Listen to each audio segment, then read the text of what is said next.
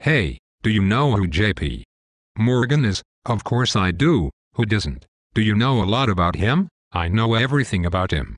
What do you want to know? Everything that you know. Start talking. He was born in 1837 in Hartford, Connecticut. Wow, that was a long time ago. Yeah, it was.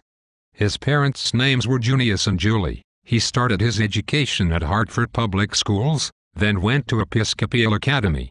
After that he went to the English High School of Boston, a math academy. Wow, sounds like he was smart. He was.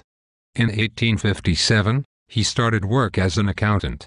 He worked for many different New York banking firms. Sounds like he was always busy. And in 1871, he started a firm with the Drexels of Philadelphia named Drexel, Morgan and Company, which was renamed to Morgan and Company in 1895 after Drexel died. Wow, he did a lot, and I'm only halfway done.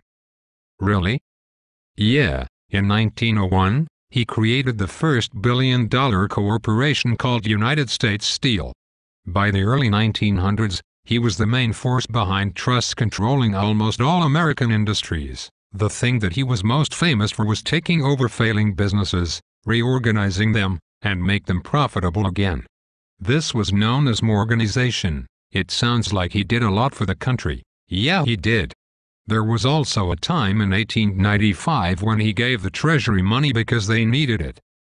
He also helped resolve the Panic of 1907 by getting all the big New York bankers together to set up trusts and help to secure credit lines. So, if he did all that, he must have been super rich. He was. He had $1.3 billion. That would be like having $28 billion in today's time. Holy buckets. What did the country think of him? Some people really liked that he was helping to strengthen the country's economy, but others felt threatened by his power. That makes sense. Thanks for telling me about him. Yeah, anytime.